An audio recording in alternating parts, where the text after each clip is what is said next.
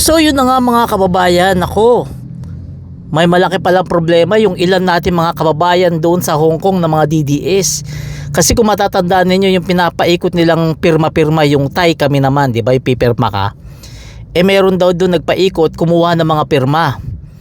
At maliban sa pirma, kinuha daw ng mga nagpapapirma yung mga details ng passport ng mga kababayan nating OFW sa Hong Kong.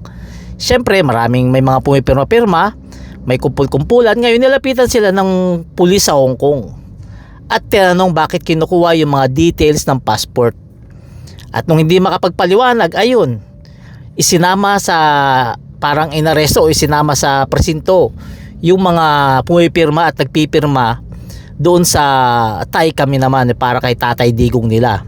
So yun ang problema nila ngayon, ha? Yun ang problema nila ngayon, na isinama sila ng pulis dahil sa pirma-pirma na yan. Kasi bakit nga naman kailangan pakunin yung details ng passport, di ba?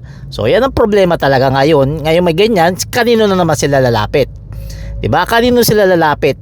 Kanino sila hihingi ng tulong? Syempre, kay BBM, di ba? No choice naman si BBM, yung gobyerno natin, kundi tulungan sila. Ngayon makikiabang tayo ng balita kasi ito kahapon yata nangyari o nung isang araw.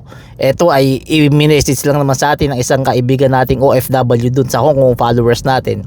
Kaya natin nalaman. So ayan, abang-abang tayo ng balita kung ano ang magiging update dito sa balita na to hinggil sa kababayan natin dun sa Hong Kong na nagpirma-pirma na inaresto raw ng pulis.